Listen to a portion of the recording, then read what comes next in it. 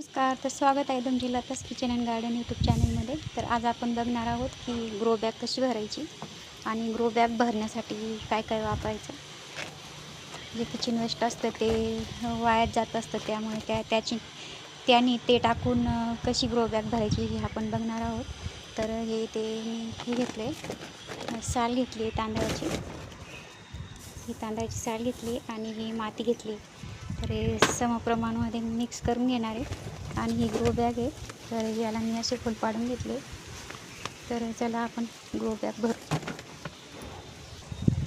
तर हे बघा, हे मिक्स केलेले आहे मी, शेंगांचे टरफले हे पण या ग्रो बॅगमध्ये असे टाकून घ्यायचे, असे खाली टाकून घ्यायचे. आणि त्यानंतर ज्या भाज्या वगैरे आपण निवडतो त्याच्या ज्या काड्या असतात त्या टाकायच्या, म्हणजे खाली पाणी पास व्हायला त्यातून जागा मिळते त्या काड्यांमधून.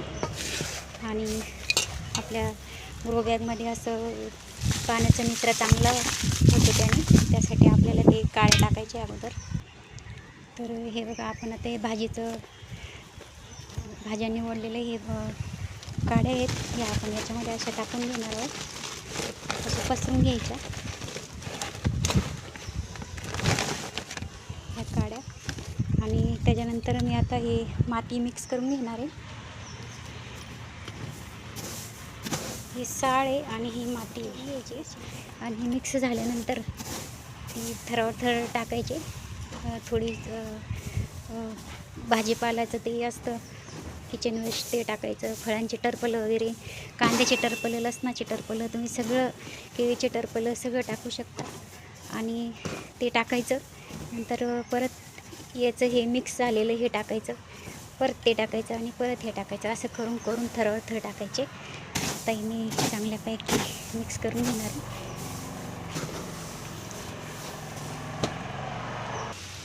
हे असे थर टाकायचे आणि त्याच्यानंतर हे जास्त असं मिक्स झालेलं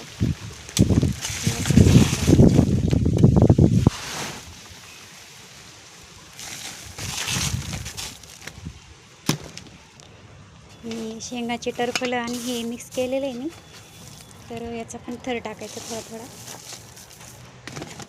अगदी भाजीपाला लावण्यासाठी तुम्ही हे असं ग्रो बॅग बनवून घरच्या घरी आणि असं याचा उपयोग करू शकता.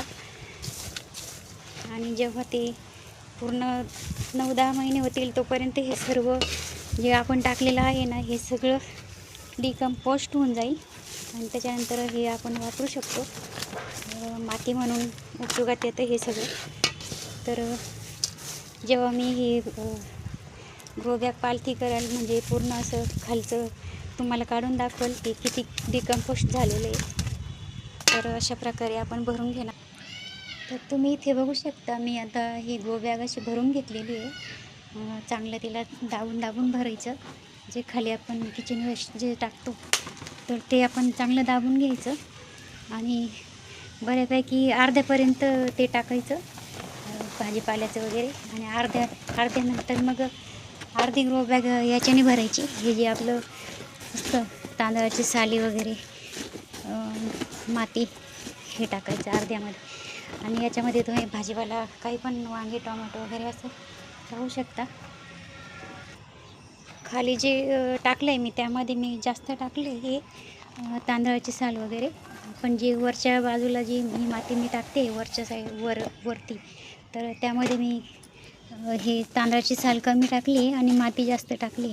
तर अर्ध्यापर्यंतच किचन वेस्ट आपण टाकलेलं आहे इथपर्यंत, आणि त्याच्यानंतर इथपर्यंतच मातीच टाकलेली, पूर्ण माती आणि हे तांदळाची साल. तर हे बघा, मी आता पाणी टाकून घेतलं आहे चांगलं बऱ्यापैकी, सगळं मस्त भिजवून घेतलेली इथं माती. आता इथे आपण रोप लावणार आहोत, तर त्या रोपासाठी मी असं होल पाडते घेणार आहोत ते. तर हे बघा, मी आता इथे गवारीचे रोप लावून घेतलेले. गवारच्या शेंगा जे असतात ना, भाजीसाठी वापरतो ते गवारचं रोप लावले मी इथे. तर 2 रोपं लावले. तर बघा, तुम्हाला जर आवड असेल घरच्या घरी असं भाजीपाला लावण्याची तर तुम्ही लावू शकता. तर छान गवारचं रोप लावलं आहे मी इथे. सगळं किचन वेस्ट वापरलेलं आहे. आणि याला जे खतं टाकणार आहे ना मी, ते आता नंतर टाकणार आहे. मी आता कुठलेच खतं टाकलेले नाही, वापरलेले नाही. तर मी सर्व खतं मी नंतर टाकणार आहे 10-15 दिवसानंतर. तोपर्यंत आपलं हे रोप पण छान होईल जरासं. आणि नंतर मी शेणखत वगैरे टाकणार आहे, गांडूळ खत, शेणखत असं मी टाकणार आहे. थोडं डिकम्पोस्ट झालेलं वापरायचं, कुजलेलं.